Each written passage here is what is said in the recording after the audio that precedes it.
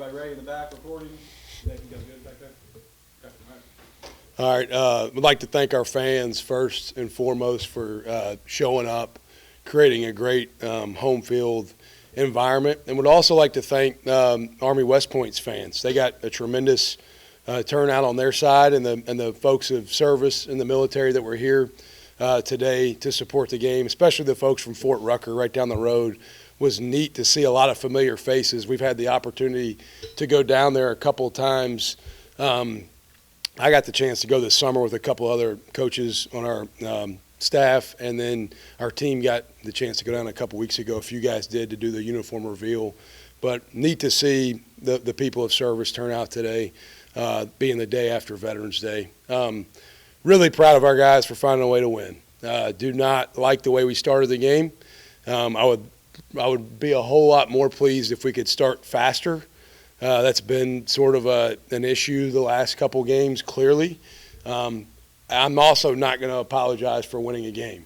And I think great teams just find ways to win. And we put ourselves behind the 8 ball a lot tonight, shot ourselves in the foot. Got to credit Army West Point for the way they controlled the first half by running the football. Time of possession, I think, was like 24-6 in the first half.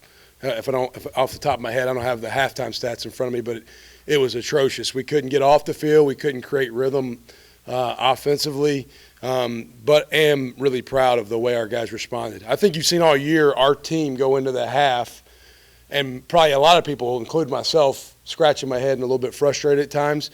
I also think you've seen our team come out of the locker room. Coaches make great adjustments. Players take those adjustments and really use them the right way. And that says a lot about our staff, and I think it says even more about our players to be adaptable to the situations that may come up, and maybe people are playing us differently in one of the 3 phases, and our coaches and players are doing a nice job, I think, finding a way to be creative to get some positive things going in the second half. So really, really excited to be 8-2. Glad to have the option preparation behind us. That was glad to have Sheil Wood and Eric McDaniel with us on our staff, because that did not hurt. And we've got to get back focused at a really tough Louisiana Monroe team. I know they won today, beat Georgia State on the road. I think their number 4, their wide receiver, might be the best skilled player in our league. So we better get ready to go play a good football game next week, or we're not going to be pleased with the outcome if we don't get our preparation right. So having said all that, open up to questions. We'll start down with Josh. The running game really struggled there into the fourth quarter, and I think almost all the yardage came in the fourth quarter. Just how do you feel about the way the guys have been able to close games out with the running game, even when struggling? Yeah, we coming into the night, we had run for over 100 yards in 6 straight games, which hadn't happened in a little while here. I think the way they played the game, and we felt like we maybe had some potential personnel opportunities to create shots down the field with our skill players. And when you go 3 and out, and then you go 5 and out, and then you go 1 and out in the first 3 drives, it's really hard to create rhythm. I think we had 9 plays in our first 3 possessions. Well, hard to get the run game going, and then hard to get anything going when they're possessing the ball for 24 minutes. I did think, once again, like you mentioned, late in the game when they knew we were likely to run the ball, we were up 10-9. Other than that, we gave up a run through, I believe by their Sam off to our right, their sideline. Other than that, the first couple of runs we ran in that 4-minute drill, we were trying to run out the clock. We popped some big runs. It was a first down, consecutive first down runs on a first down, which was really cool to see our guys. When people know you're running the ball and you can still run the ball, that's a sign of growth there. We'd like to create more rhythm and flow running the ball early in the game, and that's on us by how we played the game. We didn't play the game the right way. Complementary football, offense, defense. We got to see history tonight. Carlton, he had 17 tackles at halftime. But what was that? You played the game. You know what it's like to do something like he's done. Unbelievable. I don't know what it's like to do anything like what he's done. No, I don't. I know what it's like to watch somebody do what he's done. But I can assure you, when I was in college, I played linebacker. Most of my tackles in the SEC, I was tripping running backs and hoping I could. I don't know what it's like to do what he's done, but continue the question. Yeah, your thoughts on that is what he accomplished. Unbelievable young man. I had the privilege of recruiting him out of high school here when I was an assistant coach. I think everybody knows that. I knew he'd be a good player here. I didn't know he'd be what he's become. I don't think anybody knew that. I'm so incredibly proud of him. He's had enough people his whole life tell him, you're not this or you're not that. But all he is a tackling machine who plays the game the right way, who is a phenomenal teammate. And I think would tell you he does not really care about the tackles record. He wants to he came back to win to go to a bowl game, pursue a conference championship, do those sort of things. He didn't come when I met with him and I got the job. Obviously, we had great history together. I've known him since he was like a high school sophomore. He was my biggest recruit when I got the job. I wasn't worried about signing any new high school kids. I was worried about getting Carlton to return. I don't think he came back to break the tackles record. I think he came back to accomplish something as a team that he had not experienced maybe since his true freshman or I guess sophomore year. Coach, early in the game, 112 yards in the first quarter for them rushing the ball. You averaged 112 yards given up a game. Just kind of talk about, the defense really hunkering down and a bending, not breaking type mentality, giving up over nearly 300 yards. It's a really good point. They're going to run for yards. That's what they do. The big thing we talked about going into the game was yards per carry, which I still think we didn't meet a target that we would like to set there.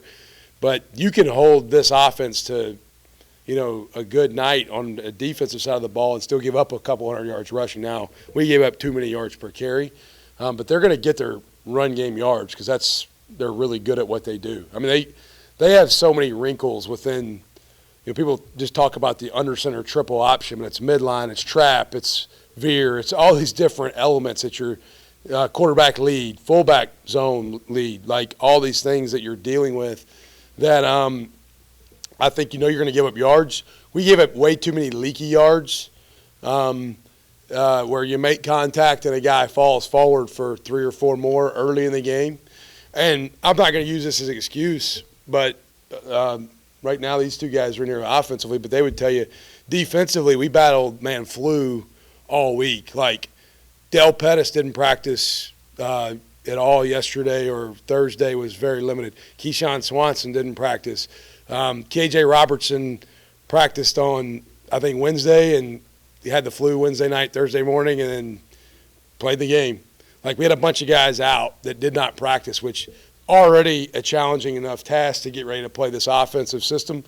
When not practicing some, it's even harder. So cannot credit our guys being tough and finding a way to make themselves available to play through a lot of the sickness we had this week. Yeah. Since Veterans Day was yesterday, we had farming and guests today. How do you feel about seeing the stadium so packed today? I love seeing it packed. We respect and have so much gratitude for our military and people of service. We had a great opportunity on Wednesday this week to a former Troy baseball player that was a Navy SEAL. Spoke to our team on Wednesday, and then Rusty Witt, our head strength coach, is a Green Beret in the Army. And so he spoke to the team on Thursday about his service. And we have a tremendous respect. That's why we wanted to do the sing with their band, and we told our team all week, just like they played Navy and Air Force, we wanted to sing second. Tremendous respect for our military forces, and really a fun opportunity. I didn't get to see the flyover because I was inside getting ready for the game, but I think our athletic department staff did a phenomenal job creating a lot of positive things around the game to show appreciation for our military people. A couple. Carlton Marshall, 22 tackles today. Have you seen a player that you've either coached or played with kind of do something like that in a game where he's just all over? Yeah, I've seen Carlton Marshall do it. That's about it. I watched him as a senior. I think it was a senior year in high school. He had like 18 in the state title game, and I was at the game. I was like, best player on the field is Carlton. So, yeah, I've seen it done, but not very often. He never ceases to amaze me, but he's done it a few times. I've seen him do it. Last thing I have, at the end of the game, both you guys going over to Army side, watching them sing the alma mater, and then them coming over to you guys as you guys sang the fight song. Just kind of talk about that moment and being able to witness that. Yeah, it's out of respect. It's what they do. It's a tradition they do in their Commander-in-Chief trophy games, and we wanted to participate in that with them just out of a sign of respect. I told our guys if the game didn't go our way, we were going to go sing in our band first. And didn't want to do that. Wasn't going to be real fired up about doing that, but we wanted to just out of a show of solidarity and support for what those young men are about and what they do. We wanted to participate in that with them. I think our guys have a lot of respect here for those other guys, and I've got a lot of respect for that coaching staff and what they're about, and hats off to them. They're a well-coached team, and they've got tremendous young men on that team. Anybody else? Am I good? Thank you all. Appreciate you covering us. Go Troy.